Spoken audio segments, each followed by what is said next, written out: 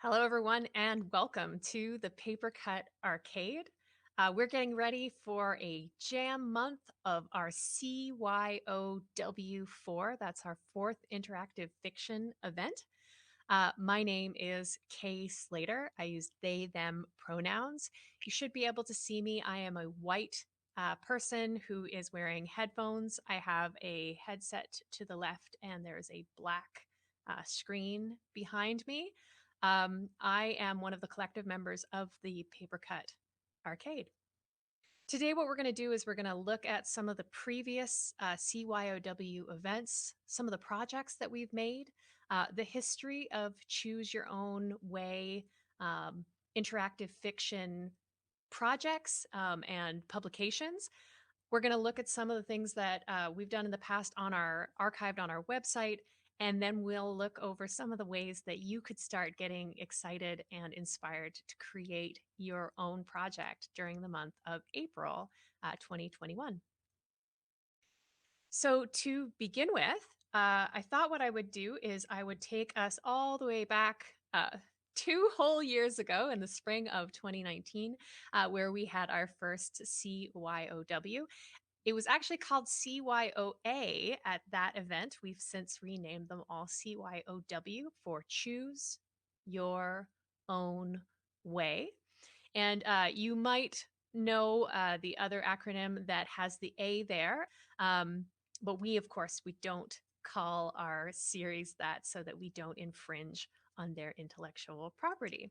So choose your own way is a way of presenting fiction or writing or art projects where you allow the audience to make choices in how they're going to engage with your work. If you're familiar with video games, you might have played a walking simulator in the past where there aren't a lot of what you would recognize as game elements, but you get to make choices. You get to choose whether or not to go left or right, engage with certain characters, go down certain narrative branches. It's the same thing in a video game as it is in a book, where you hit a fork in the road where you can choose choice A or B, turn to page 50, turn to page 75 to continue your story. A great example that I'd love to share is the To Be or Not to Be project that was done several years ago now by Ryan North, where this was a Kickstarter project where they took the story of Hamlet and made it a choose your own adventure game. And so when you're engaged in the content that is Hamlet, whether you're reading it or you're watching a play, you follow Hamlet in the recreation of this story, in doing it in this format, you can now play or be Ophelia, or you can be the king. And so they've taken a recognizable story and used that as the base, and that's something that you could totally do. And just like any kind of other adventure book or gaming book, where you get to a certain point, I get to this page. I don't want to actually. There we go. I get to the end of this page and it says, talk about how sometimes you say terrible things and sometimes in private moments you wonder what that says about you. Turn to page 279. Then the next one, which has a skull beside it, which follows the actual Hamlet story, talk instead about the nature of free will. Turn to page 310. And so that's an example that you could check out. I encourage you to buy this book because it's delightful, or to check it out at the library. Um, but yeah, that's just one way of doing it. Video games or a book. In in year one, so in 2019, I originally took us back there, and I'm going to share my screen right now and go. There we go. And so there we go. That's CYOW number one. And this was a picture of some of the folks who were joining us that day. And if you checked out our website, thepapercutarcade.ca, you could check out this original event where we've listed all of the original projects that were made during that event. And so I was there. And what I had tried to do was I did want to create my own adventure story. But what I also wanted to do was I wanted to see how it would translate to Instagram. And because I didn't actually have a lot of familiarity with Instagram that year, I challenged myself to learn the platform while also making this interactive story. You don't have to aim that high. You absolutely could use whatever tools you feel comfortable with. But I just started with paper and pen. I just started to draw a story. In fact, I had all of these pages individually. I just cut them out of a book. And then I stapled them together in order when I finally decided what order I wanted them to be in. That allowed me to create branching paths of when you got to this page, it says page 20, page 23. And down here, this is actually numbered page 24 because I went back and forth. It was just a quick prototype book. If you wanted to do something like this, you absolutely could. We could help you take pictures of it. You could take a video of you reading through the session. There's no reason why a pen and paper book couldn't be something that you made and then presented at our forthcoming salon. As I went through this very rough draft, I then created something that that I could share at CYOW W1, and it's basically the same book, only I created a just a slightly nicer craft cover to it, and then I printed out the original first pages or the pages that I wanted to add into Instagram. And because this was an exhibition, I also have some sticky notes that have some comments. So, for example, on page 2, I think I feel like this ending will change. I wanted to seed an ending early so people would have to navigate back, but the speech bubble is weird. I'm going to take this moment to encourage you to try something, but also not to stress yourself out if it doesn't get finished. That's something else that our collective is very supportive of. It's about the process. It's about trying something, and it doesn't have to be a finished polished thing. We're doing this jam, we're doing this creation session over the course of 1 month, and it's really about the time that you have to commit to it. You might get an idea that is way larger than the amount of time that you can commit to a project in 1 month, and that's fine. That doesn't mean that your unfinished project at the end of the month isn't worth sharing with all of us who have also been under that same time constraint. So don't worry. If you get to the end of it, you're only 3 pages into the 300 that you have planned. That's all right. Share those 3 pages with us. And that's what I was able to accomplish. Now, what I'm going to share with you is I'm going to share with you what happened on Instagram, what I ultimately was able to create when I put it in Instagram. And so there we go. This is my Instagram page. And right here in my stories, and you can check this out if you want to check it out under #hungry. I'm going to go back to the beginning. And there was Instagram stories. There was my front page. And if you're familiar with stories, the story will automatically, and there you go, flip every couple of seconds without you touching on it. And so I created this how to play um, window so that people could find out more about the interactions. And so I decided this is not part of Instagram. Instagram has a way of navigating left and right by clicking on the left and right side. And so I used that functionality, mapped out my own game, and I put the page numbers down at the bottom there. And then as you navigate through the story, the first story goes follow to 2 or to 39. And so if you go 2, there's the next page, but you can also click forward. And there we go. And there's 39. And so that's an ending that I wrote in pretty early in my game. And so that's a way that I used Instagram. But you don't have to use Instagram. You can use whatever tool you want. Last year, because we didn't actually have the option of gathering and having a public event, we were forced to do a 100% digital presentation of all the works, and we were still able to come up with some really cool projects. I'm going to share my screen again so you can see some of these projects. And so now you should see my webpage that says Choose Your Own Way #3 Apocalypse, which was our theme in 2020 last year.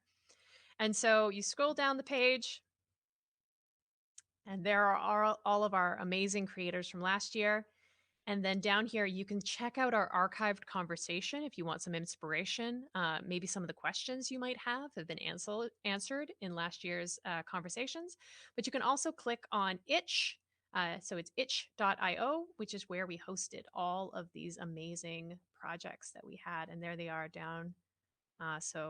We had these were the projects from our collective members. This was from Lisa Smedman, Quest for Home. This was my maybe 2/3 of the way finished project, Ending Bravery. John created a project, Death on Two Legs, using twine. And then there's Chris, Projects Poseidon, also using twine. And so you can come in. These are all free to check out. These are all projects that you can check out right now. They're all available on our itch page, which you can get to from our website. Um, and even so each one of these ones had a slightly different way of delivering. I'm going to click on Awaken, and Awaken used YouTube.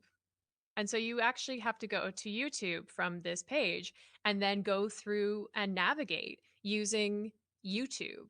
And so that could be something that you filmed. Maybe you want to do an interactive story using your own space. Maybe you want to go outside for the area nearby, and you click or you make small videos of different choices that people can make. And then all you have to do is anchor the links as you go along. So yeah, you could use the space around where you currently are.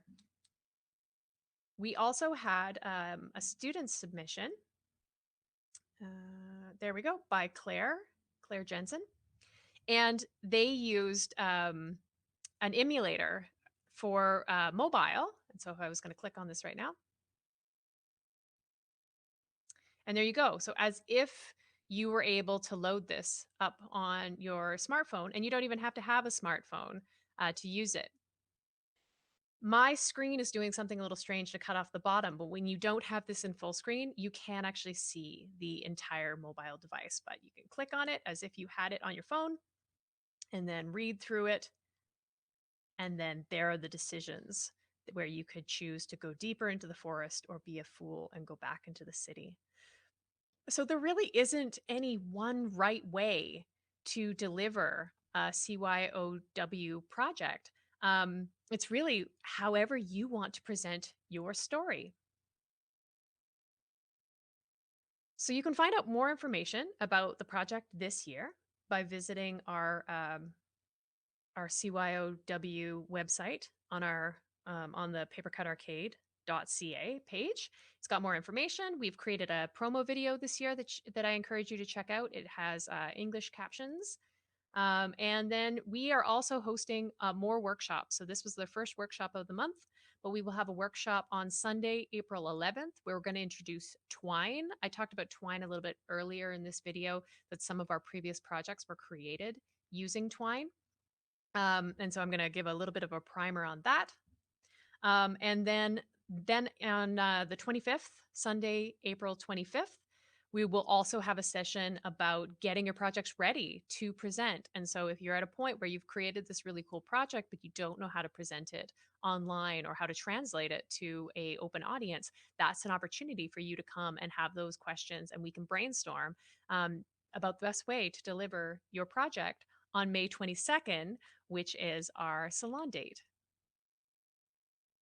One other thing that I want to highlight is that while we're working together apart, we are going to be hosting these Wednesday working sessions with Chris Slater on our Discord channel. And there, even if you don't want to be commenting or writing, you can still be there while other people are having conversations. That's a place where you could share your ideas. You could brainstorm through any challenges you're having. Or even just watch what other people are making to be inspired. So that's going to happen every Wednesday throughout April. And I think it's going to happen from 6 p.m. Pacific to 8 p.m. Every Wednesday. Oh, one last thing while I'm still sharing, I did want to show one other thing. So last year on our Paper Cut Arcade Instagram, and you can check it out, it's one of the archive stories up at the top. You can see some of the things that we had posted to get people excited at the beginning of the month. And so here was one of the things that we wrote, which was write a list of events, small single scene events like confronted with a big red button, meet a stranger, need to fix my glasses. And so if you check out this archive story, we've got a couple of ways that you can get inspired to start generating ideas for this year. This year's theme is blackout. And really, you can go whatever direction you want to go with that. Whether that's looking at the word blackout as one word or breaking it up into black and out. So the theme really is up to you. We accept projects from basically anyone and everyone. You don't have to consider yourself an artist or a writer to submit anything. We do ask that you make sure that your projects are respectful to the audiences. We're not going to accept anything that has hate speech, that is trans antagonistic or homophobic, racist or misogynistic. That's just not the kind of environment that we are trying or that we're hosting. But we do welcome projects that have complicated themes. If you want to explore something that is complicated, what we'll do is we'll work with you in May when you've completed your project or gotten the project to a point where you're ready to present it. We'll work with you on content warnings because not all content is something that all audiences want to check out, but that doesn't mean that it needs to be in any way censored by being a part of our project. Okay. So I think that is covering all the things that I kind of wanted to share of the pre-existing stuff that we had. Here's an opportunity for me to suggest a couple of ways that you could take some projects that aren't necessarily that don't necessarily fit in the mold of interactive fiction and get them making them interactive so that you can present them. So, for example, perhaps you are interested in writing some poetry. How do you make poetry interactive? Well, the poem itself, the content itself, is going to have parts to it. And whether that's going to be lines or stanzas or full pages, you can start exploring poetry in those pieces. And whether that's people being able to choose the order that they read through your poetry, or if you have multiple poems, you could create a framework or a story about people coming to, whether they're walking through something or they're flipping through a book and they find poems. You can encourage them to turn to page 47 and check out a piece of poetry that you've written. You could also do some chance poetry where you do actually cut up your poetry into pieces and allow people to build the poetry based on the individual lines. And so they're actually taking your original work and reconstructing kind of an ephemeral or one time or one moment with your poem where they actually got to put their fingers into the making process. If you're a musician, it's the same thing. Your music is going to have different parts. So there's no reason why you couldn't cut your bridge or your chorus from your music and allow people to choose the order in which they check out your music. You could also use YouTube where you have multiple pieces of music and have people choose which way they want to go to get closer or further away from your music. What would happen if they played at the same time? Talking about YouTube, when we were saying before where you could film different things, and these don't have to be high res videos. If you have a mobile device that takes video, there's no reason why you couldn't test out what that would be. But you could also use stills.